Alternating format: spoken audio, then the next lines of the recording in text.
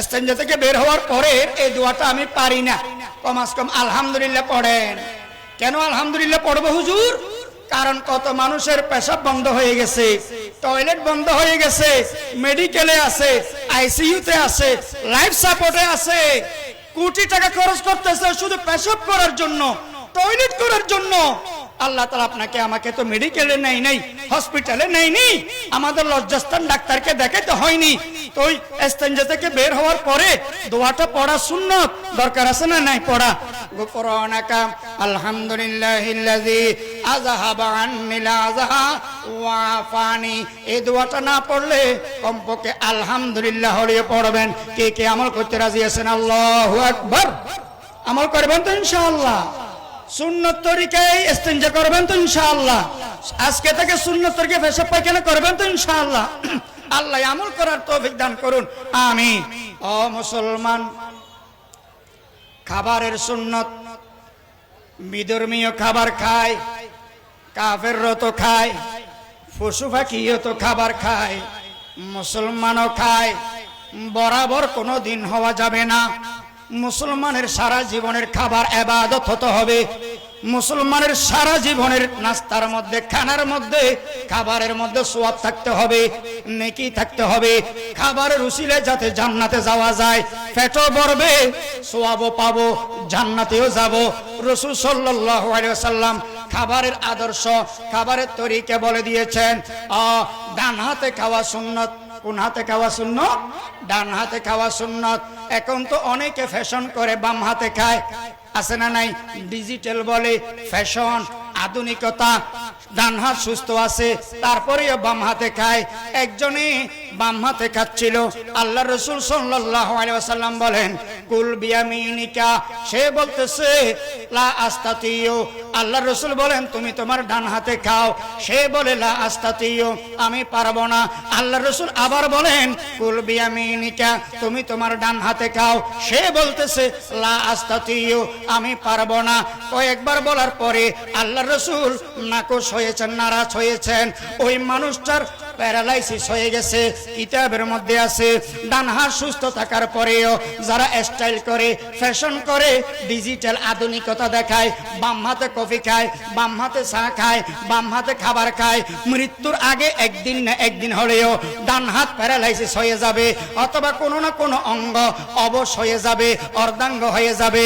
তাই খাবার খাওয়ার সময়, যেই কোনো খাবার খাওয়ার সময় ডান হাতে খাওয়া সুন্নত।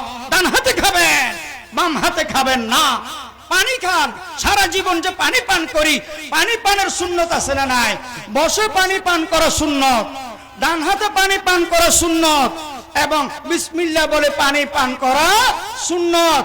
3 পর্বে পানি পান করা সুন্নত। একটু করে এক ডুব পান করবেন, একটু বিরতি দেন, আর এক ডুব পান করবেন, আবার বিরতি দেন। তৃতীয়বারে যতটুকু মন চায় পেট ভরে আপনি পানি খান। এরপরে আলহামদুলিল্লাহ বলা, এটাও সুন্নত। আজীবন আল্লাহ তাআলা পানি পান করাইছেন, পানি খাওয়াইছেন। একটা মানুষ পানি অন্যান্য খাবার না খাইলে বাঁচে, কিন্তু পানি না খাইলে বাঁচে না, বাঁচে না। তাই পানি আল্লাহর বড় নিয়ামত। পান করার পরে আলহামদুলিল্লাহ শুকরিয়া আদায় করার দরকার আছে না নাই? বলেন না, বলেন না। ডান হাতে খাবার খাবেন, এটা খাবারের সুন্নত। বসে খাবার খাবেন, এটাও সুন্নত। দস্তরখানা বিছাই খাবার খাবেন, এটাও আল্লাহ রাসূলের অন্যতম সুন্নত। বিসমিল্লাহ বলে খাবার শুরু করবেন, অথবা বিসমিল্লাহি ওয়া আলা বারাকাতিল্লাহ বলে খাবার শুরু করবেন। খাবারের দোষ ধরবেন না, খবরদার। আল্লাহ রাসূল সাল্লাল্লাহু আলাইহি ওয়াসাল্লামের যদি ভালো লাগতো খাইতো, আর যদি ভালো না লাগতো খাইতেন না। তবুও কোনোদিন খাবারের দোষ ধরতেন না। জাল হয়েছে, ফানসা হয়েছে, টক হয়েছে, এই হয়েছে, সেই হয়েছে, এই জাতীয় দোষ ধর। ঘন্টা তরকারি কুটে বেছে ধুয়ে রান্না করে, আর আপনি আমি 10 মিনিটে এগুলো খেয়ে ফেলি, আবার কোনা করে দোষ ধরি। খবরদার। আল্লাহ রাসূল সাল্লাল্লাহু আলাইহি ওয়াসাল্লাম বলেছেন খাবারের দোষ ধরিও না। ভালো লাগলে খাও, ভালো না লাগলে খেও না।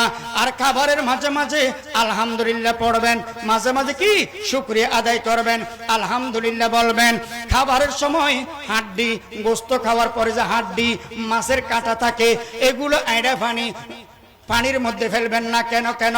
এগুলো যদি পানির মধ্যে ফেলেন এগুলোর এনার্জি, ক্যালসিয়াম, মজা স্বাদ নষ্ট হয়ে যায়। পরে পশু পাখিরা জিনেরা খেলে আর মজা স্বাদ পায় না, এনার্জি পায় না। তাই আল্লাহ রসুল বলেন হাড্ডি আর কাটা এগুলো শুকনো পাত্রে, শুকনো বর্তনের মধ্যে রাখো। তোমার খাবারের পরে এই জিনিসগুলা বাড়ির উঠানে অথবা ছাদের উপরে অথবা কোনো জায়গার মধ্যে ফেলে আসো। জীব জানোয়ারে খাবে, জিনে খাবে, পশু পাখি খাবে, তাদের অন্তর থেকে একটা তুমি দোয়া পাবে, তোমার রিজিকের মধ্যেও বরকত আরম্ভ হয়ে যাবে। সুবহানাল্লাহ বলেন না। খাবার খাবেন সুন্নত তরিকায় মুসলমান। লাল রঙের দস্তরখানা হইলে ভালো, অন্য রঙের দস্তরখানাও জায়েজ। আমরা এখন বিভিন্ন করে দাওয়াতে গেলে দস্তরখানা খুঁজলে পাই না, তাড়াতাড়ি পেপার বিছাই দেয়। পেপার এটা দস্তরখানা নয়, দস্তরখানা বানাইতে হবে মুসলমান। যদি আশেকে রসুল হও, যদি বাস্তবে রসুলকে সুন্নতকে মহব্বত করো, অবশ্যই রসুলের সুন্নত আমল করতে হবে, দস্তরখানা বানাইতে হবে, বানাইতে হবে। ও মুসলমান, 4-5 জনে যখন একসাথে খানা খাও, যৌথভাবে খানা খাও, আরেকজনের দিক থেকে খাওয়া যাবে না, নিজের সাইড থেকে খেতে হবে। এটাও একটা খানার আদব। খানার পরে আঙ্গুলগুলো চেটে চেটে খাবেন, এটার মধ্যে শেফা আছে। এবং বর্তন পাত্রগুলো চেটে চেটে খাবেন, এটার মধ্যেও শেফা আছে। সুন্নত তরিকায় খানা খাবেন, আজীবন খাবারটা সোয়াবে পরিণত হয়ে যাবে, নেকিয়ে পরিণত হয়ে যাবে, পেটও ভরবে, সোয়াবও পাবেন। এই খানার উসিলায় জান্নাতে যাবেন। বলেন না সুবহানাল্লাহ। খানার পরে দোয়া পড়বেন, আলহামদুলিল্লাহিল্লাযী আত'আমানা ওয়া সাকানা ওয়া জাআলানা মিনাল মুসলিমিন। আর যদি কোনো দাওয়াত খান তাহলে দোয়া পড়বেন, আল্লাহুম্মা আত'ইমান আত'আমানি ওয়াসকিমা সাকানি। ও মুসলমান, আপনার প্রতিবেশী গরিব অসহায়, আপনি গরু গোশত দিয়ে খাচ্ছেন, ইলিশ মাছ দিয়ে খাচ্ছেন, ভালো ভালো খাচ্ছেন, ওই গরিব অসহায়ের সামনে খাবেন না।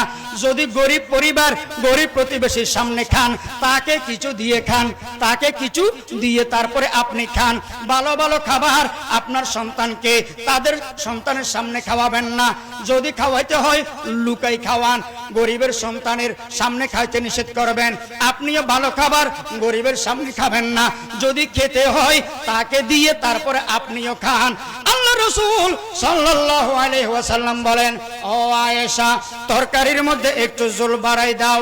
আয়েশা বললেন, ইয়া রাসূলুল্লাহ, ও আল্লাহর হাবিব, কেন ঝোল বাড়াই দিব কেন?